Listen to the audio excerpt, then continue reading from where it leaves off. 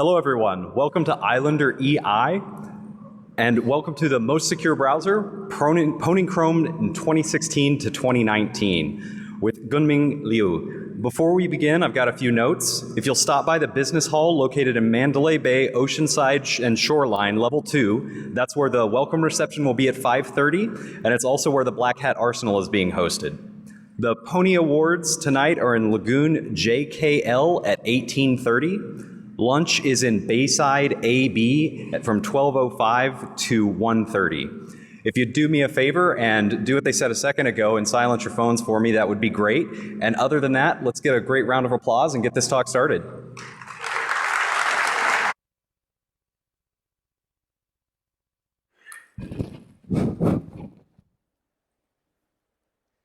Hello, everyone. This is Gengming from Tencent Security Lab to give you the talk, the most secure browser, Pwning Chrome from 2016 to 2019. You have probably noticed that there should be 2 speakers here, but only 1.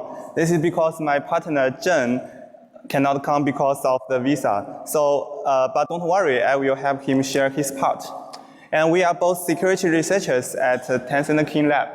And we have participated in Pwn2Own for several times and have won 3 months of points.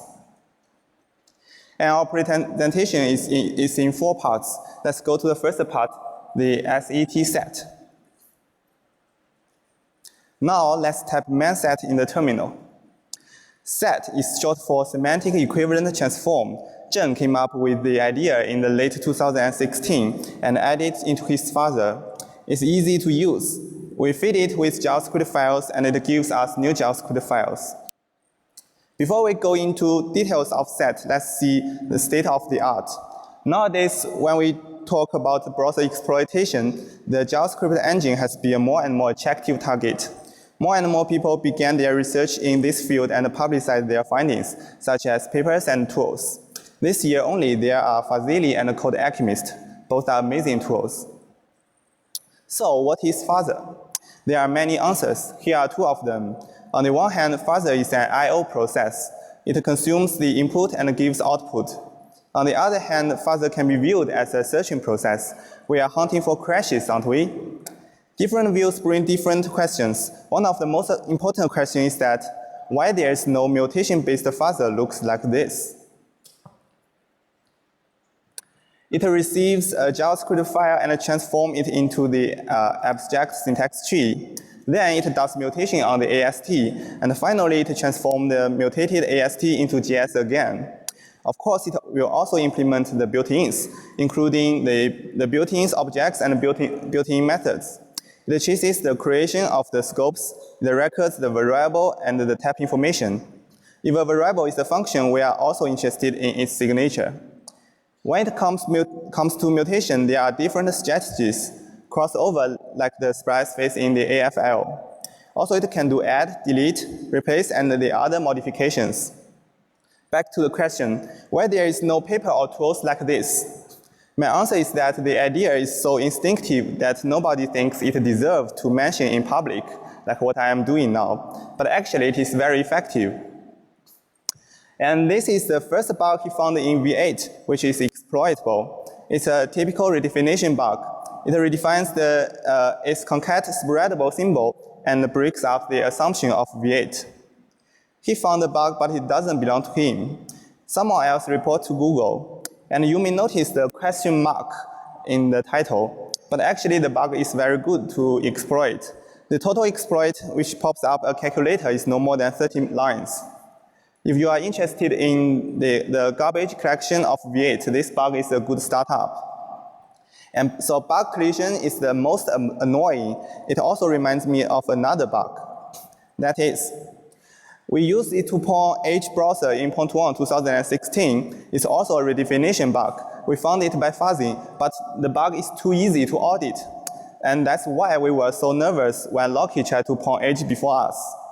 This bad experience drives to think how to avoid bug collision. Looking at the piece of code, I am lost in thought. What should we expect from this seed? A POC like this? Or this? My answer is no. Imagine that our seed is here, and a POC is here. But I don't expect that I can find it because the searching space is too large. We must be a lucky, oh, sorry.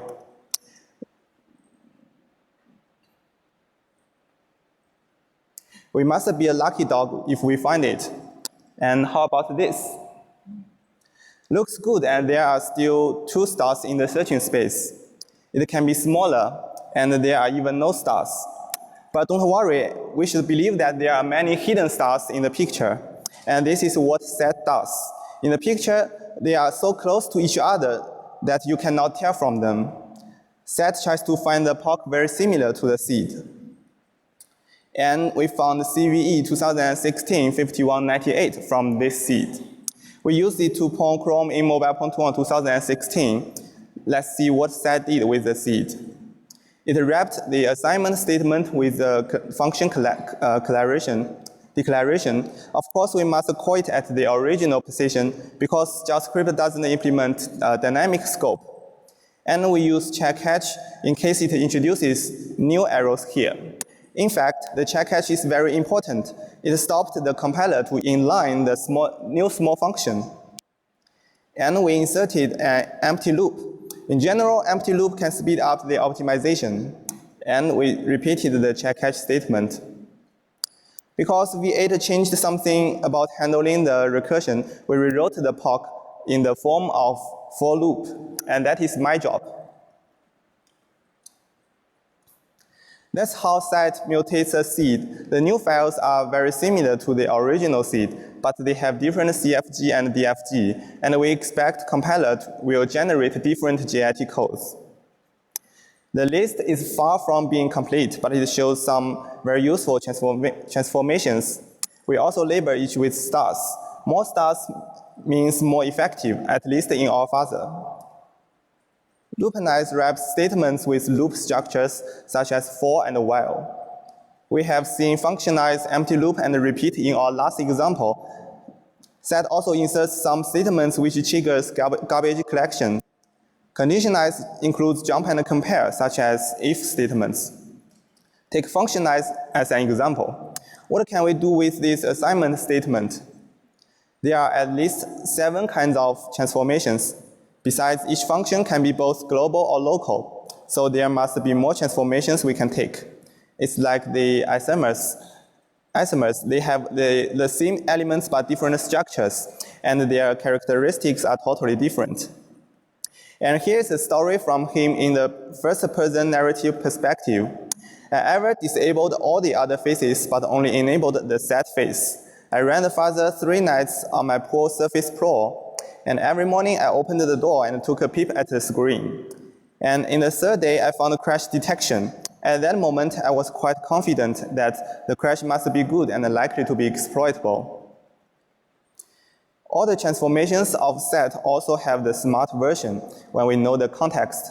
For example, if there is a number or array, we can use the number or the length of the array as the loop times in the for loop statement. We just uncomment the lines so that set can co-work with all other faces, and set then can take the advantage of the information collected in the early phase. There are some results from our fuzzers. You may notice that the keyword for is everywhere, and that's what we expect from set. The last one is the bug we used in March this year, and we found it in early 2018. We ever found a bug which had existed for more than 4 years, and we used it to pawn Safari in 2017. The difference between the seed and the POC is only a for loop. That is amazing. And as everyone knows, exploitation is another key point in Pwning contest. So in this section, we will share some interesting cases and our exploitation technique. Here is the first case we want to share. This is the POC of CVE 2017-5053, which is used in Pwn2Own 2017. This is a very typical redefinition bug and gives us the out-of-bounds access capability.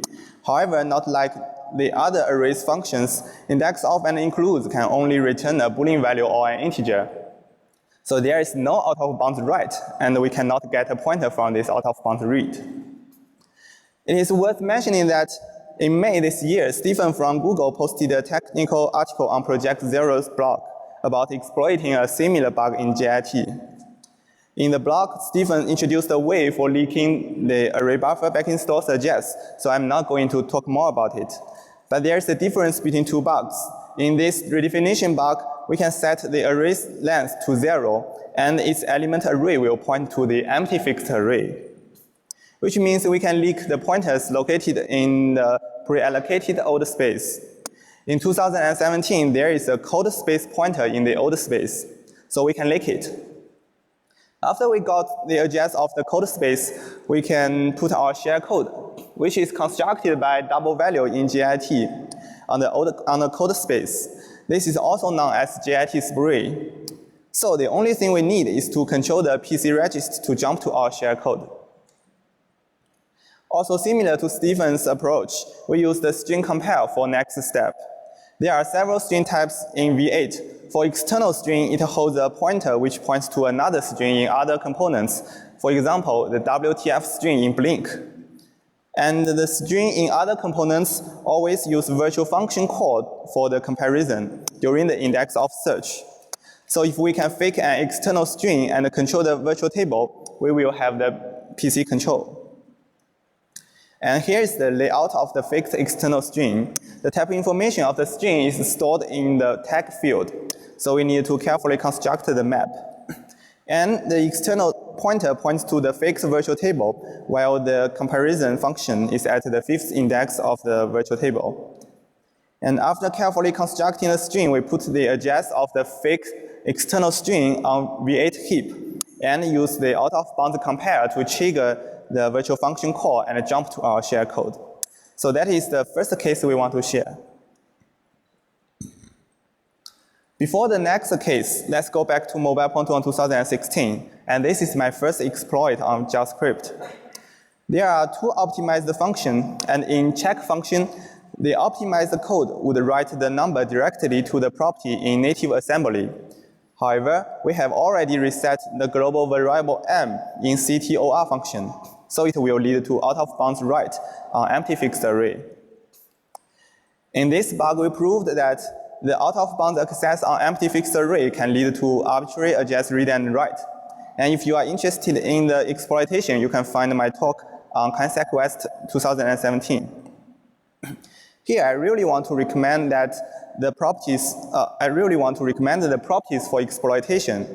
And V9 is a challenge in C3 CTF, which is produced by Cello. It's not a difficult challenge, but I found that almost all public exploits take advantage of confusion of the double array and the elements array, except for Cello himself. Cello took advantage of the mismatch between descriptor array and the properties. And I think it is more convenient because it doesn't need to fake object. This approach depends on the wrong information in descriptor array, which is stored in map. So the map of the object must stay valid, but sometimes the situation is more difficult. This is one of my bugs which can achieve code execution in V8. In one of the old version of V8, this bug writes undefined to map and the property field, so it will destroy the map of the object. And in such case, we cannot use the traditional ways to exploit it. This is the standby bug for Pwn2Own 2017. This is also a low-quality bug like the previous one. Because of the time, I'm not going to introduce the details of this bug. And in summary, this bug has the out-of-bounds pop on the newly allocated hash table, and the offset of pop operation depends on the high 4 bytes of the pointer, which obviously cannot be predicted or controlled. So it is more like an uncontrollable use after free rather than the out-of-bounds read. To exploit these low-quality bugs, we put forward the JIT fragment in Mobile Pwn2Own 2016. Let's take a look at the assembly code. First, it takes out the hard coding address from the global variable s. And then it takes out the property array of the global object. Next, it directly writes the number to the first property of the property array. And finally, it returns undefined. we can find that there is no map check in this optimizer function. In general, there's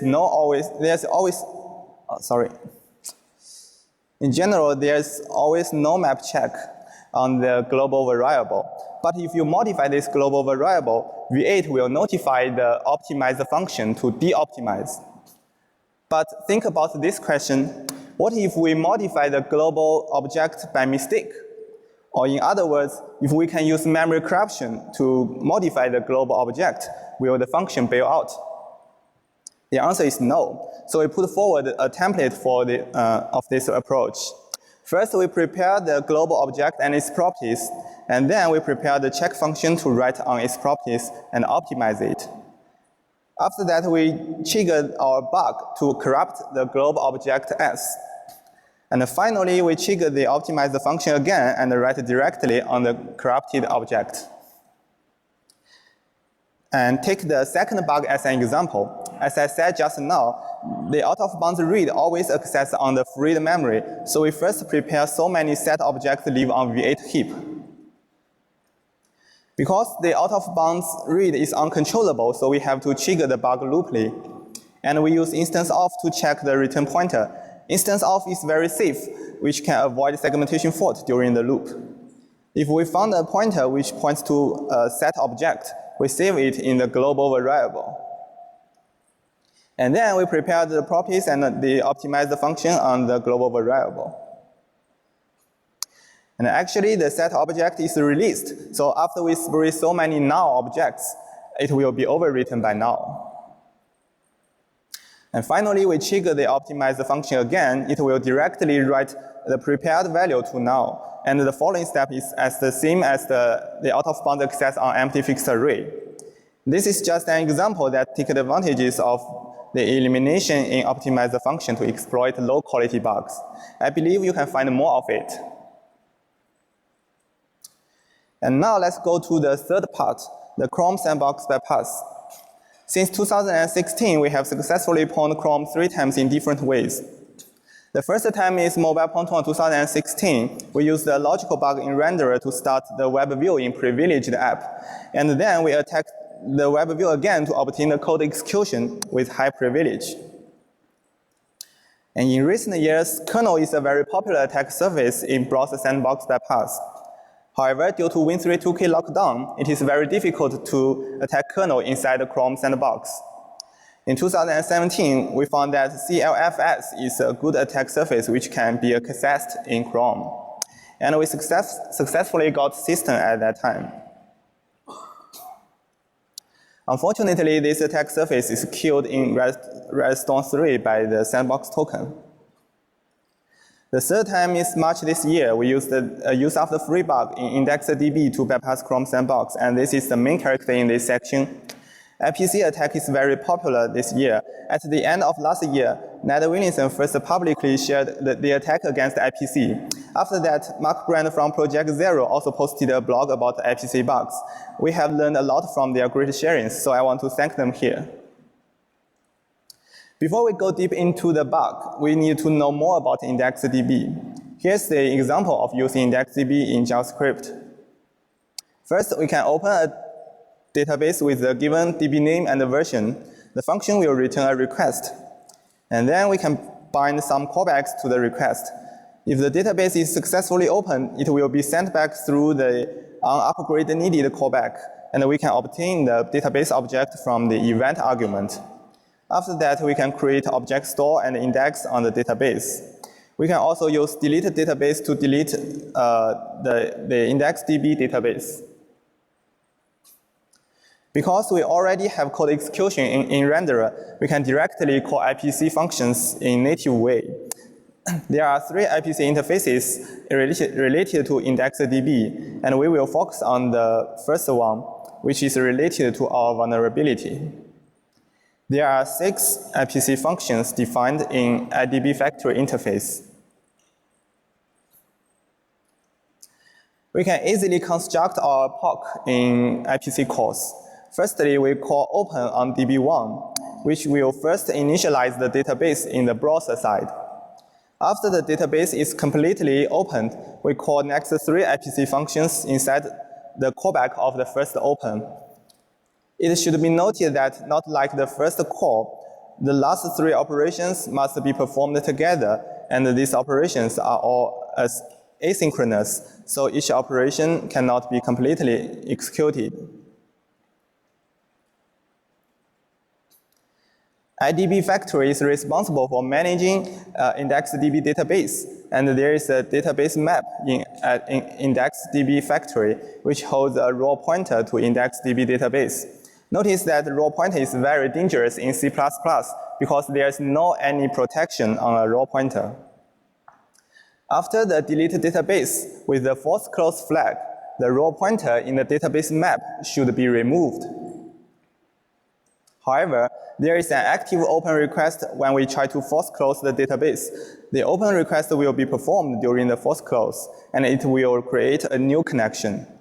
We can take a look at the code. If we call delete with the force close flag, it will force close it immediately. And during the force close, the connections to the database are iterated and force closed. However, if there is a pending connection waiting to open, the request would execute once all the other connections were destroyed and create a new connection. As a result, the connections and the active request is not empty, so the two debug checks failed. More seriously, it will prevent the database being removed from the database map. And finally, we use abort transactions for database to remove all transactions. It will release the database since all references to the database are cleared. So the raw pointer in database map points to a freed memory. Now we have a raw pointer that has been released. Then we need to find out where it is being used. After some auditing, we understood more about open and delete database. These two functions are very similar. Take open as an example. When we start opening a database, it will first search in database map according to the DB name and its origin. If found, it will directly return the database pointer in the database map to perform the following operations. In other words, we can do open and delete operation on a freed database. To exploit Chrome on Windows, we need to learn some basic knowledge before we start writing our exploit. Firstly, there is no control flow guard in Chrome process on Windows. Secondly, the library address in every process on Windows are same, so we can obtain the library address from the compromised renderer process. Thirdly, there are many virtual function calls in C++ implementation, so it is easy to control PC register. The only thing we need is a heap address to put our rob chain on. So we need to leak a heap address first. We also notice that if we successfully open a database, it will return some information such as IDB name and object store names. And they are both object of base string structure. And we all know that string is very good for info leak. So until now, everything looks fine. Let's take a look at the code. The connection, open connection and the delete database are very similar. When we call open or delete database, they won't do it immediately. Instead, they first create a new request, and then they pass the new request to append request function. In append request, the newly created connection request is pushed to pending requests, which is a circular queue. And if there is no active request, it will process the request queue immediately. In process request queue, it takes out the first request of the queue and then call the virtual function perform on the request. In the perform function, we can see that if we can successfully open the database, it will send back a connection and the DB's metadata via unsuccess callback. Besides, metadata is a member object of structure type IndexedDB database metadata, which includes a base string. Obviously, we can easily control the string, since info leak is not difficult to us. And after carefully constructing the fake IndexedDB database, I successfully reached the unsuccess callback. But then I got the segmentation fault. After some debugging, I found out the reason.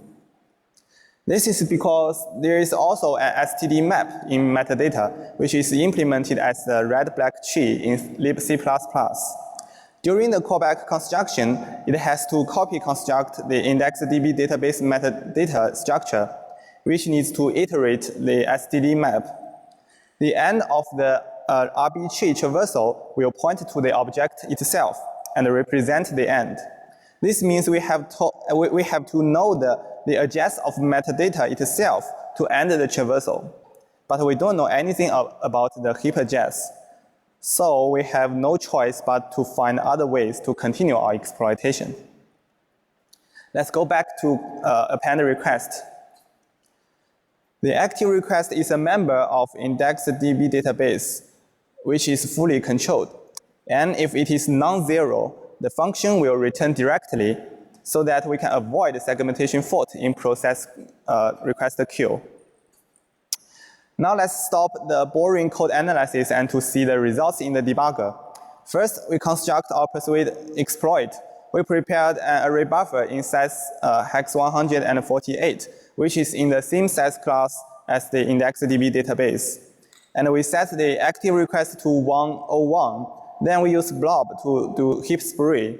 It is worth mentioning that blob is the most popular object for spree in Chrome. And finally, we call delete database. Need to add one more thing. Here, delete database is the same as IndexedDB open, since we won't process the request queue. In debugger, we set a breakpoint at the delete database function. And notice that the RDI register represents the first parameter in Linux, which points to our magic number, 1111. And this means we have already controlled the IndexedDB database. And here's the memory of IndexedDB database before the deletion. And then we continued the execution and received a gift. We surprisingly find that after the delete database, there is a heap pointer on the object, and everything goes well. So what is the heap pointer here? Let's go back to append request again. Remember that pending requests is a member of base queue structure. If we leave everything 0, it will automatically init during the first push operation. It first allocates a container buffer for storing its elements, and then store the container pointer to itself. So we must thank base queue for this gift. And remember that the object is not only an IndexedDB database, but also a blob. So we can easily read the heap pointer from the blob. Now we got the heap address. The following step is almost copied from Ned and Nicholas B's exploit, so thank them again, and I will skip this part quickly. There is a virtual call in doDelete, and we can easily control the virtual table. The exploit chain is shown in this diagram. First, we trigger the bug to release the IndexedDB database. Later, we spray blobs to fill the hole. After that, we call delete database and leak the heap pointer from the blob. And next, we free the leaked blob and refill the hole with new content. Then we spray so many page heaps, which includes our ROP chain. And finally, we trigger the virtual function call and start ROP. Actually, there are some obstacles in the exploitation. For example, Chrome uses tcmalloc for its heap management. And in our bug, the IndexedDB operation is in the IDB thread, while the blob allocation is in the IO thread. And actually, it is very difficult to fill the hole from a different thread cache. Unfortunately, because of the time, I cannot share more about the details of tcmalloc. And if you are interested, we can discuss after the talk. Since the exploit on Windows is not fresh and not very difficult, so we prepared more for my audience. In addition to V8 and the IndexedDB vulnerabilities, we also reported 3 Chrome OS bugs for Pwning. So we needed to exploit Chrome sandbox on Chrome OS, which is much more difficult challenge.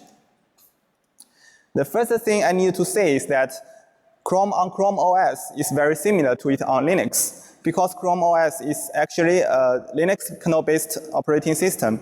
So the following exploit and the demo is actually on Linux, but the approach is same on Chrome OS. To the best of our knowledge, it might be the first public exploit after the CFI is deployed on Chrome. So let's check the difference.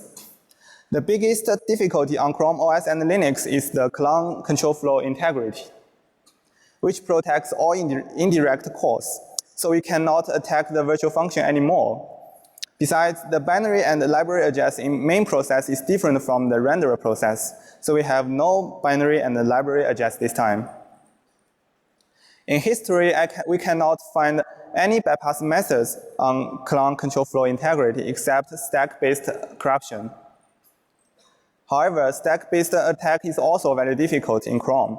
First, we need to know the stack address and the binary address, and even worse, Chrome uses thread pool for handling IPC messages, so we might attack thread stack, which is a little bit random.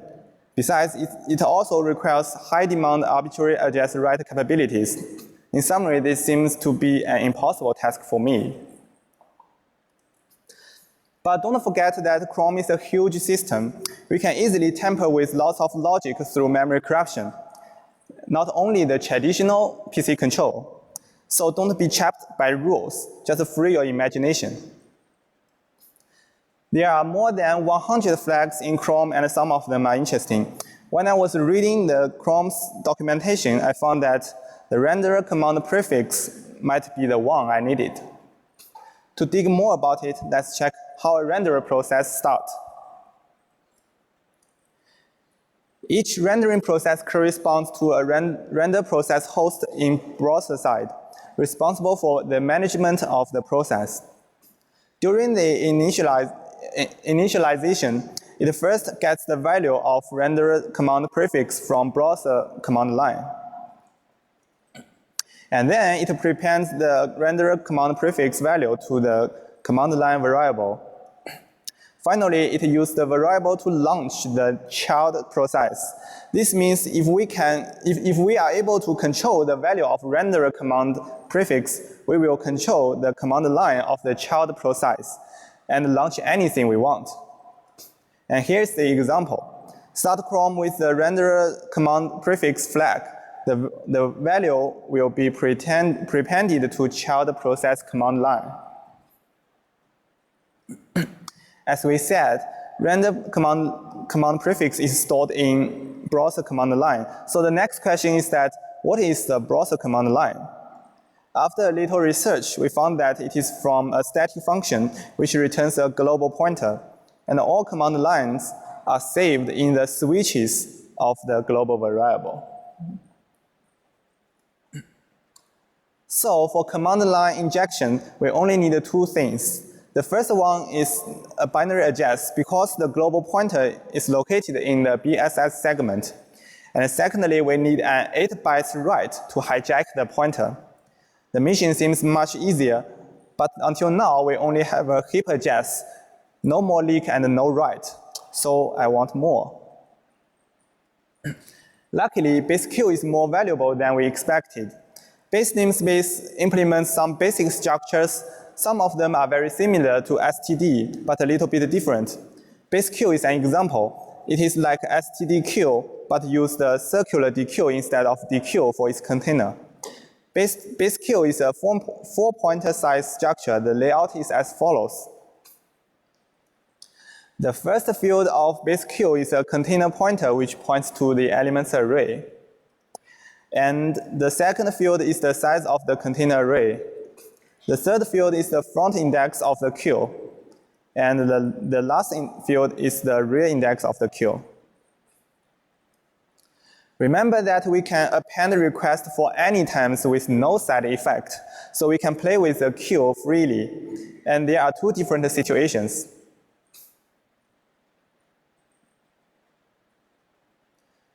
If the queue is not full, it will push the new request to the container.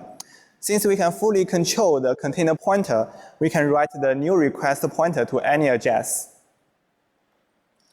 And if the size is equal to the length, it will expand the storage automatically. In detail, it will increase the storage by a quarter, which needs to reallocate the buffer. It first allocates a new buffer, then move the previous memory to the new buffer. Finally, it frees the previous buffer pointer. Similarly, the previous pointer is controllable, so we got the arbitrary adjust free. But be careful of the memory move. It will clear the memory according to the given size. So before free, we have to guarantee that the buffer size is larger than the queue size. And we have to thank base queue again. Then let's see how to take advantage of the arbitrary free. Every time we call delete database, the length of the pending requests increases by 1. So here we first increase the length of the queue to 34. Here is the memory of pending requests after the first deletion. And after we delete database third times, the length of the queue goes to 3. And the fourth deletion will trigger realloc. The size increases by a quarter and the previous buffer is cleared. After 34 deletions, the size of the queue goes to 42, which is hex 150 bytes. Remember that the size of blob and the IndexedDB database are both 148, so they are all in the same size class in tcmalloc, which actually consume 160 bytes in memory. Since we have already spread thousands of blobs in the same size, the container buffer will have high probability of being surrounded by the blobs. Next, we read the address of the container buffer from the blob. The variable leak address should be the value of container pointer.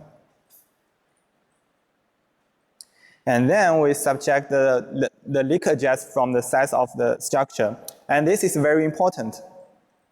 As I said, the container is surrounded by the blobs, so the new pointer is very likely to point to a blob.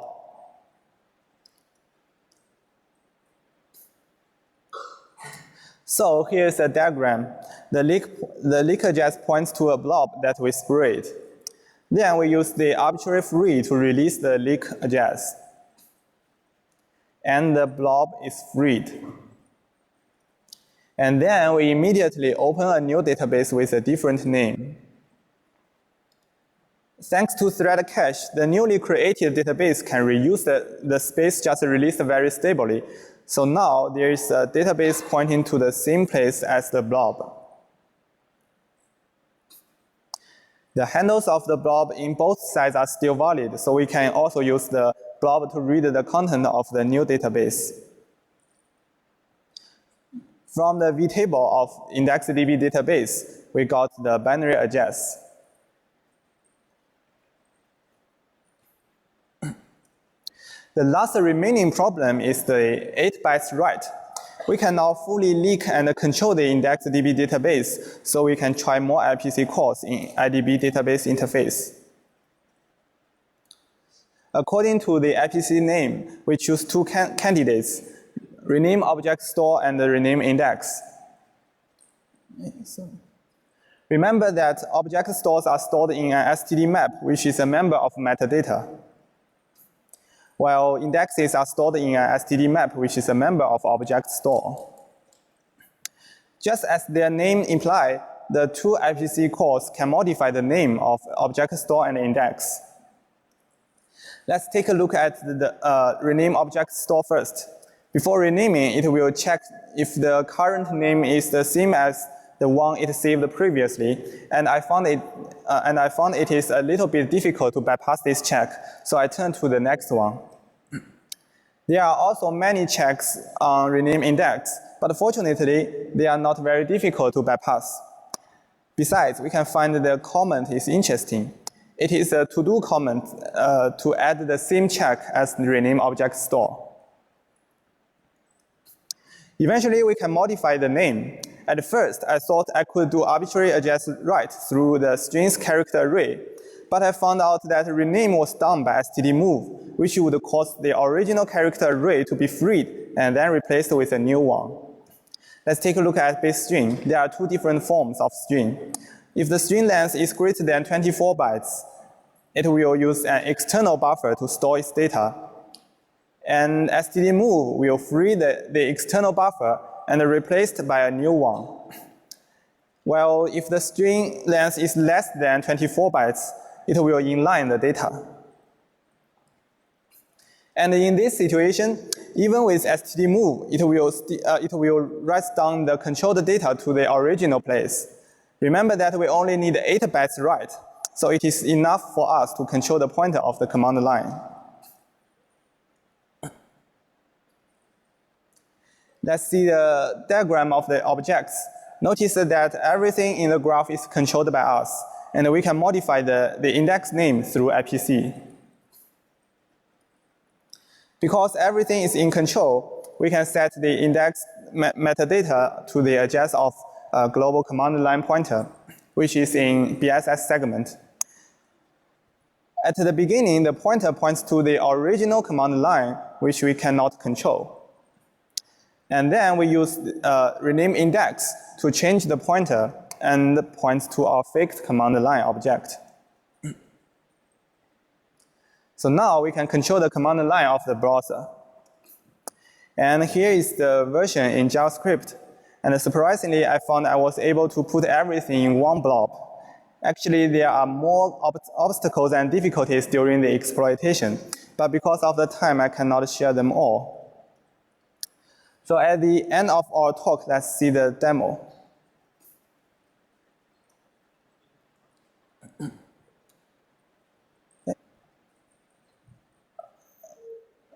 Here's the official build of Chrome, and then we visit our website. The first part is V8 exploit, and it will be very quick. And the V8 exploit will patch the renderer process so that we can call the IPC functions directly. And remember that we have to spray thousands of blobs, so it might take some time.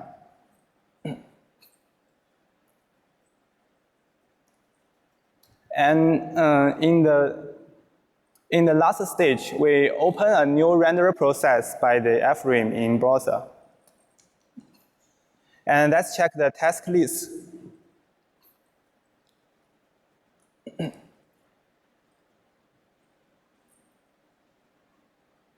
And we can see that we successfully prepend our command to the child process of Chrome. And it will download the bash script from our server and execute it.